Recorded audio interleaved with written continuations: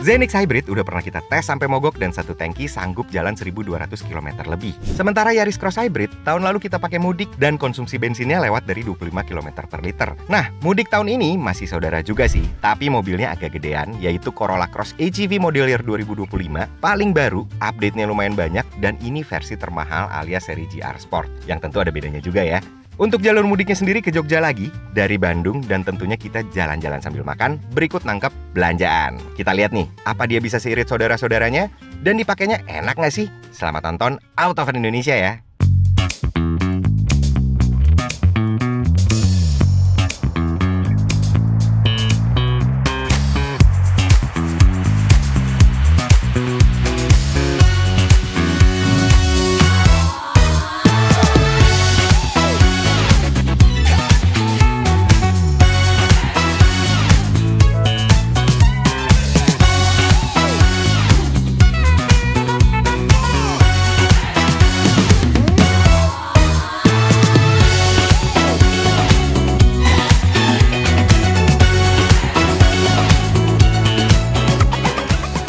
Karena kita berangkatnya baru besok abis subuh, jadi kita cicil packing dulu. Ini cukup kompak sih sebenarnya. Cuman bawa satu koper buat gue dan bini gue. Adek gue ntar nyusul. Terus kita bawa kursi lipat buat iseng-iseng. Dan entah kenapa nih, titipan nyokap gue bawa hasil bumi. Kayak nggak ada aja gitu ya. Namanya juga mama. Marilah kita susun, kita cicil, kita berangkat.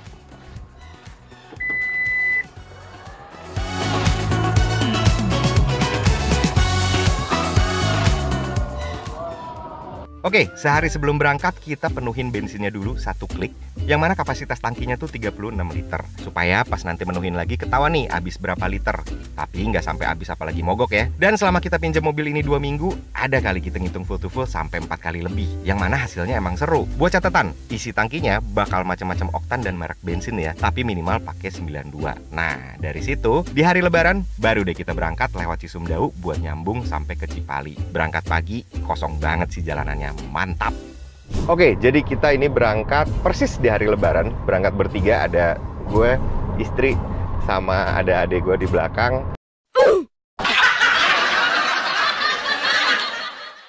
Dan ya pas lah ya, naik Corolla Cross itu untuk bertiga, mudik jauh, nggak kegedean, nggak kekecilan mobilnya. Karena barang-barang pun full, semuanya bisa ditaruh di bagasi. Sementara di kabin tuh jadi nggak riweh aja gitu, nggak kebanyakan barang gitu teman-teman. Terus kita ini jalan menuju ke rest area 166A dulu, karena itu titik istirahat pertama kita. Dan yang paling mesti adalah kita nanti mampir ke Tegal dulu untuk makan sate kambing muda. Itu wah, satenya cakep banget, ntar kita liatin. Baru dari situ ke 379 Batang dan nanti lanjut lagi ke Jogja gitu teman-teman. Mari kita lanjutkan perjalanan.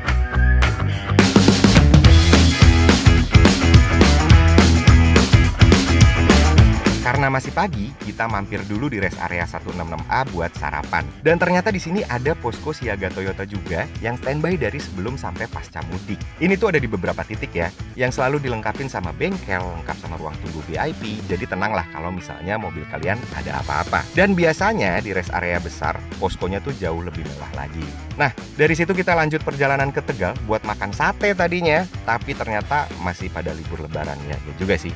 Kita yang agak salah nih ngesetnya. Jadi kita gaspol lagi ke arah Jogja, satenya kita tahan dulu sampai pas pulang mudik nanti.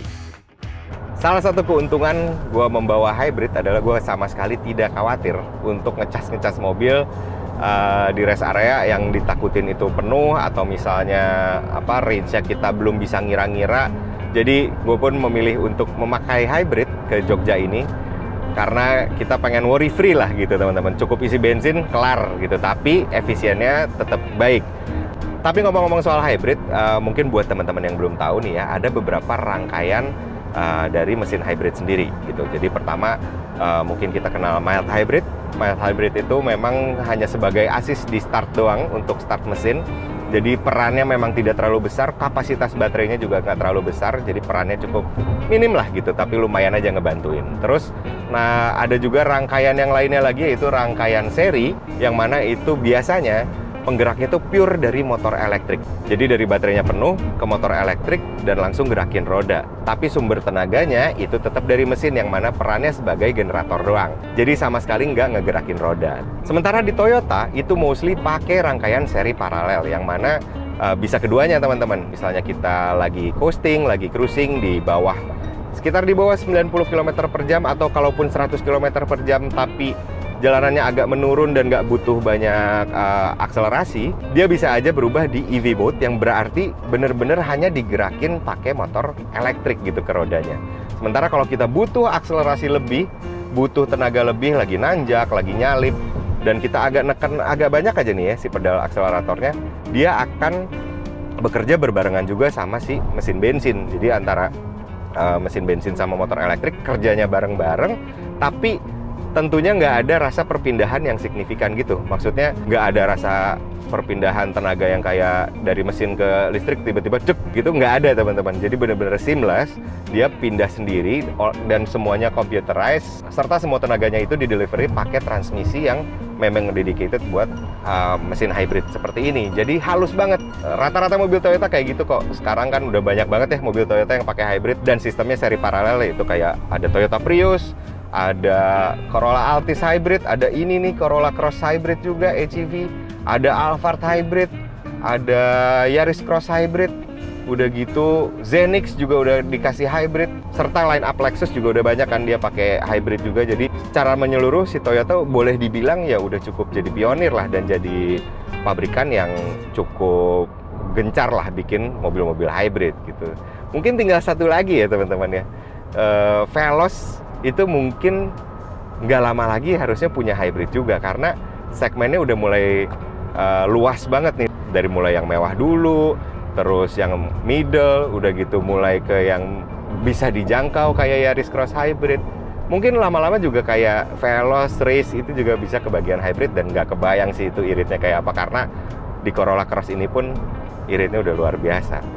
Anyway, versi update Corolla Cross HEV ini juga dapat fitur yang akhirnya relevan sama mobil-mobil modern, yaitu dapat TSS alias ADAS baru yang fungsinya jelas kepake ya pas mudik kayak gini. Dia jadi punya adaptive cruise control yang mana bisa ngikutin sampai mobil depan berhenti, ngerayap macet juga bisa. Udah gitu ada lane tracing assist-nya juga yang artinya bisa belokin setir sendiri ngikutin marka. Ini tuh respon sama logiknya juga termasuk yang halus ya dan gak bikin kikuk kok. Udah gitu rem otomatis depan juga udah ada, termasuk rem otomatis belakang yang bakal respons kalau kita nggak ngerem pas ada objek lewat dari sisi blind spot. Oke lah, sayangnya memang fitur kayak pemanas kursi, pendingin kursi yang mulai jamak muncul di mobil-mobil harga ini belum ada di Corolla Cross Hybrid. Tapi ya kalau dirasa nggak butuh itu, sebenarnya fiturnya juga udah oke banget sih.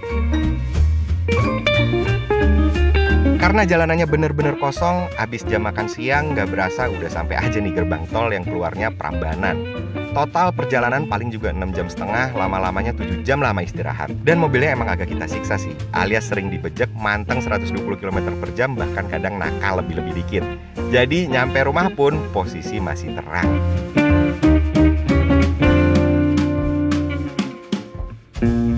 Hari itu kita nggak terlalu banyak kemana-mana, lebih banyak nongkrong di rumah sama keluarga. Dan biar nggak opor sama kupat melulu, kita memilih masak-masak daging biar kayak family Texas.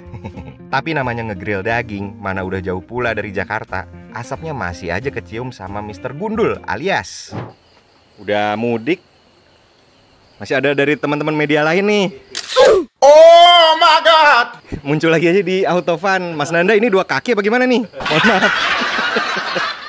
Beberapa hari di Jogja kita ngunjungin tempat yang ternyata cukup seru. Jujur baru tahu kalau di daerah atas Kaliurang ada Museum Ulen Sentanu yang nuansanya agak surrealis, asik. Tapi beneran bagus, tertata dan koleksinya lengkap banget sih. Bahkan tiap benda yang ada menceritakan sejarah Jogja, Solo, era Mataram, pokoknya semua tentang roots dari peradaban kerajaan mereka secara general maupun spesifik ketokohan. Tapi kita nggak boleh videoin atau motret sama sekali. Kalau mau ngeliat dan tahu sejarahnya wajib ikut tur di sini. Worth it kok, beneran. Padahal udah buka dari lama banget nih, tapi masih kerawat. Nah, andai cuman mau nongkrong, di sini juga sebenarnya ada restoran yang nuansanya tuh serupa. Temanya tuh klasik, ada di antara taman dan hutan yang cukup asri, cuacanya juga relatif dingin, pas lah buat ngedate atau jalan sama keluarga. Makanannya juga oke kok, dia tuh western, dan kopi sama tehnya tuh cocok lah buat nuansa kayak gini. Jalan-jalan daerah sini tuh refresh banget sih ternyata.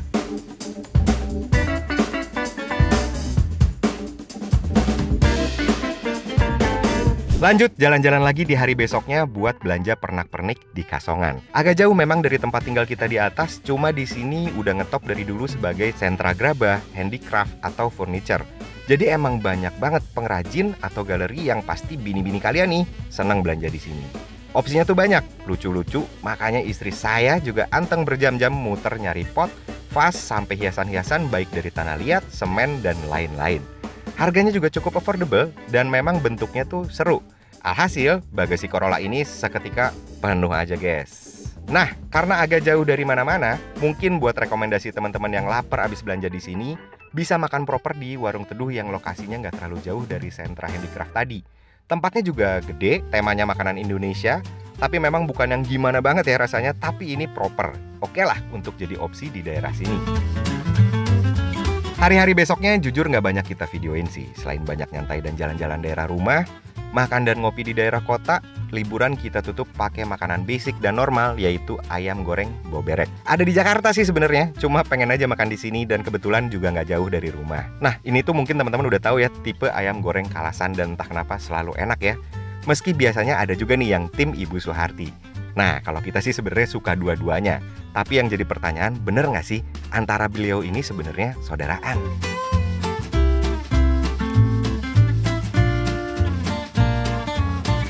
Makan udah, jalan-jalan udah, belanja udah. Waktunya kita ngerekap si konsumsi bahan bakar Corolla Cross AGV atau Corolla Cross Hybrid yang baru ini. Nah, anyway, gue mencoba berbagai macam merek SPBU. Udah gitu pakai berbagai macam oktan, tapi minimalnya 92. Tapi perlu diingat ini bukan sebuah komparasi dari oktan atau merek SPBU. Karena pasti di dalamnya nyampur-nyampur. Dari Sparrow, setengahnya apa, Sparrow setengahnya apa. Cuman emang ada mayoritasnya. Nah, pengetesannya gue lakukan sampai 3 kali full to full. Jadi bukan dari MID, bukan dari catatan komputer. Melainkan gue isi penuh, jalan sekian ratus kilometer, gue isi penuh lagi. Belinya berapa liter, kayak gitu cara perhitungannya kurang lebih. Yang pertama adalah waktu gue jalan dari Jakarta ke Bandung, itu saat arus mudik banget. Dan macetnya luar biasa, nyaris 6 jam gue di jalan sampai ke Bandung, terus dipakai-pakai lagi di dalam kota, muter-muter. Hasilnya itu dapat rata-rata 18,31 km per liter dengan mayoritas di dalamnya adalah Shell Super 92 gitu. Terus yang kedua, waktu gue mudik, itu gue isi Vivo 95 di Bandung sehari sebelum mudik, dipakai dalam kota dulu, terus besoknya di gaspol karena tolnya kan kosong banget, yang jadi bisa ngegas sampai 120, 140, bahkan mantengnya lebih banyak di 120. Jadi cukup menyiksa lah untuk sebuah hybrid di gas terus di atas 100. Tapi hasilnya masih tetap konsisten, yaitu 17,64 km per liter. Dan itu angka yang masih sangat-sangat irit gitu ya untuk mobil dengan power sebesar ini. Karena powernya memuaskan lah ya, mau nanjak, mau jalan lurus, nyalip, itu akan effortless semuanya. Dan hasil angka itu masih sangat konsisten dengan apa yang sebelumnya gua tes. Berikutnya adalah pengetesan dari 379 Batang sampai ke Jogja. Udah gitu di Jogja muter-muter lagi di dalam kota. Jadi mayoritasnya memang di dalam kota sama ngebejek ya di tol. Udah gitu dipakai idle juga buat ngadem berjam-jam. Jadi pokoknya itu udah heavy lagi dipakainya. Hasilnya masih 17,33 km per liter dengan mayoritas isinya adalah Pertamax Turbo. Jadi balik lagi, bukan sebuah komparasi dari merek atau oktan SPBU, tapi memang ada yang 92, ada yang 95, ada yang 98, kecampur-campur karena ketersediaan juga. Tapi dia bisa membuktikan bahwa dengan bahan bakar yang variatif itu, hasil konsumsi bahan bakarnya masih sangat efisien, masih konsisten, dan ya powernya cukup gitu teman-teman. Tapi angka-angka tadi tuh bisa jadi gambaran teman-teman, mungkin worst case-nya gitu ya, dipakai bener-bener berat, dibejek dan macet, itu masih di angka segitu teman-teman. Mungkin kalau yang cuman pakai dalam kota buat hari-hari, karena di bawah 100 gitu jalannya, udah gitu ada regenerative braking, jadi selalu ngisi baterainya, itu bisa jadi bisa lebih irit lagi gitu. Dan ini juga emang jadi pembuktian bahwa emang hybridnya Toyota itu selalu konsisten. Baik si Corolla Cross Hybrid ini yang pakai 1800 cc plus motor elektrik, udah gitu Yaris Cross Hybrid juga udah pernah kita tes, itu dapat 25 km per liter tuh nggak sekali full to fullnya. Abis itu juga kita udah pernah ngetes Zenix Hybrid yang mana 1200-an kilometer baru mogok, baru mati. Dan ngeliatin bahwa mau dipakainya agak heavy juga dia masih konsisten untuk jadi irit. Setelah hasil rekap konsumsi bahan bakar tadi, kita tuh sempat ngetes 2 kali lagi dengan metode full to full juga. Dan hasilnya semakin baik lagi, padahal dua-duanya juga di bawah jarak panjang dan heavy di tol, alias banyak dibejeknya. Yang satu ngasilin angka 19,8 km per liter dengan jarak tes 575,4 km. Dan satunya lagi jarak tesnya 230-an km. Emang gak sepanjang yang lain-lain, dengan hasil rata-ratanya 24-an km per liter. Ini gokil sih emang. Nah, kalau kita rangkum dan hitung-hitung, nilai tengah dari 5 kali tes ini artinya Corolla Cross HEV dapat angka 19,49 km per liter. Dengan catatan di bawah mudik dan medan perjalanannya sangat-sangat dinamis. Nah, angka segini sih udah bagus banget ya. Sekarang giliran packing, siap-siap balik, masukin barang-barang yang udah ditangkap dari Jogja. Yang mana ternyata lumayan banyak. Untungnya aja muat walau mulai didedet-dedet. Emang kalau soal angkut-angkut, Zenix itu lebih seru. Di sini masih cukup sih sebenarnya, dan ini bagasinya punya volume 425 liter serta masih disediain ban serep temporary dan toolkit juga ya. Ini sebenarnya ada beberapa barang lagi belum masuk ya, tapi bagasinya udah nyaris full. Ini ada koper, ada dus besar, dus medium, ada kursi lipat, tas dan lain-lain. Tapi sebenarnya masih ada beberapa sisa ruang, nanti kita coba adjust lagi. Tapi sebenarnya di Corolla Cross, kalau misalnya kita nggak cukup nih di bagasi, kita masih bisa naruh barang di sebelah sini karena ini pembagian joknya di split 60-40 dan sebelah sini tuh bisa diratain seperti ini. Walaupun bukan rata lantai banget sampai ke belakang ya, tapi ini lumayan rata jadi masih bisa naruh yang agak memanjang. Kalau misalnya kita berangkatnya cuma bertiga, kalau berlima atau berempat ya agak ribet juga ya, gepeng juga di sini.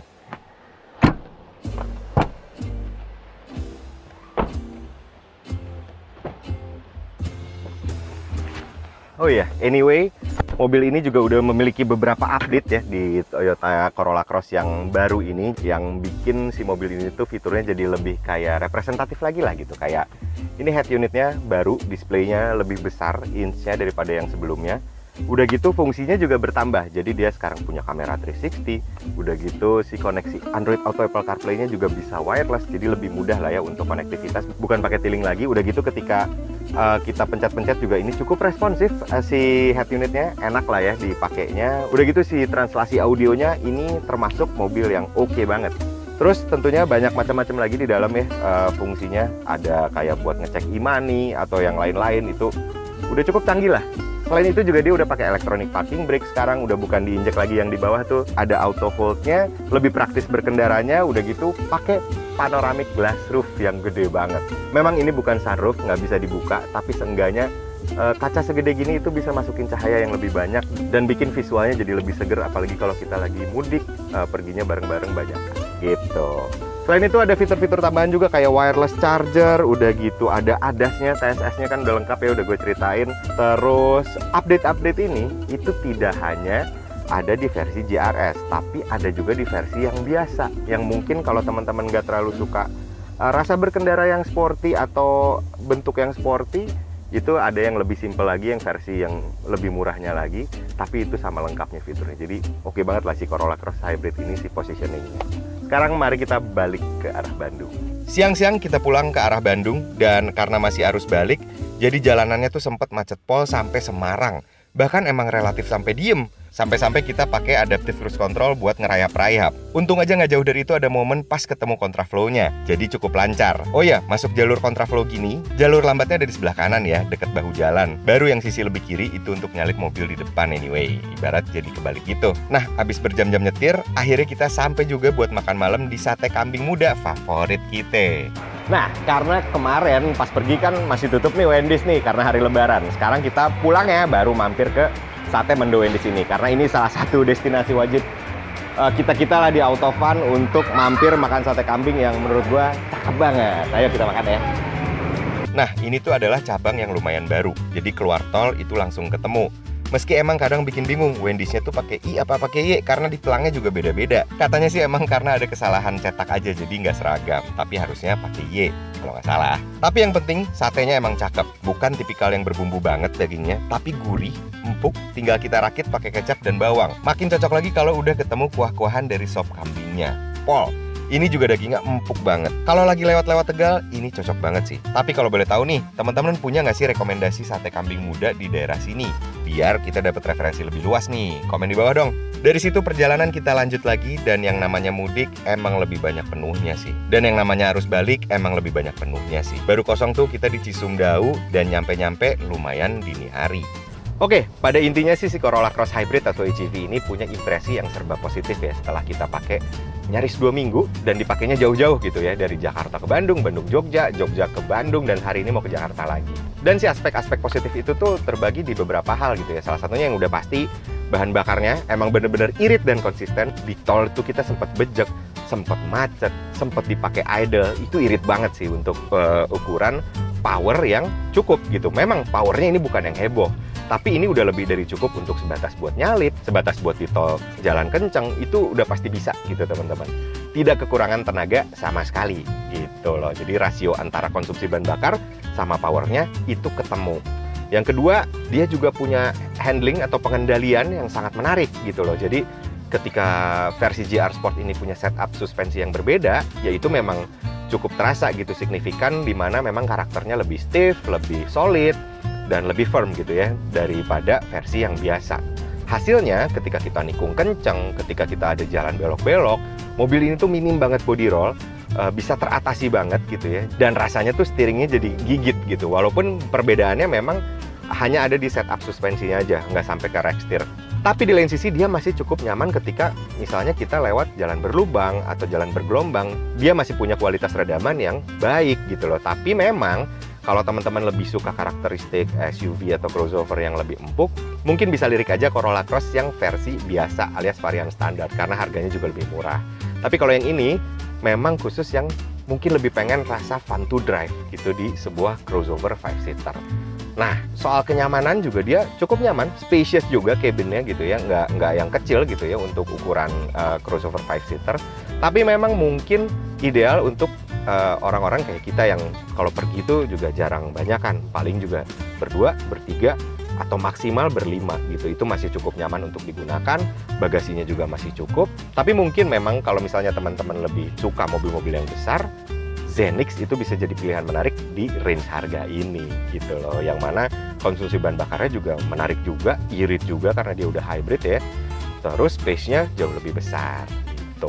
Tapi terlepas itu semua, pilihannya mau Zenix, mau Corolla Cross Hybrid atau apapun itu, hybridnya Toyota boleh dibilang ya memang cukup terbukti ya bahwa bisa kasih konsistensi konsumsi bahan bakar. Udah gitu garansinya juga cukup panjang, yaitu sampai 8 tahun atau 160.000 km untuk baterainya sendiri. Terus ada garansi lainnya juga. Ditambah lagi resale value dari mobil hybrid itu masih relatif lebih baik daripada mobil listrik gitu ya. Untuk di hybrid ini mungkin bisa jadi jalan tengah, yang mana secara metode penggunaan juga nggak mesti banyak mengubah behavior gitu ya. Udah gitu iritnya masih dapat, terus powernya juga masih dapat, dan resale value-nya tadi yang juga masih dapat gitu. Jadi pengurangannya tuh nggak sebesar electric vehicle gitu teman-teman. Tapi ya semua tergantung, itu semua harus di-adjust sama kebutuhannya teman-teman. Apakah menurut teman-teman si Corolla Cross EGV ini menarik atau enggak? Silahkan diskusi di kolom komentar. Terima kasih udah nonton perjalanan mudik kita. Thank you udah nonton Autofun Indonesia juga. Helmi Afriandi pamit. Ciao.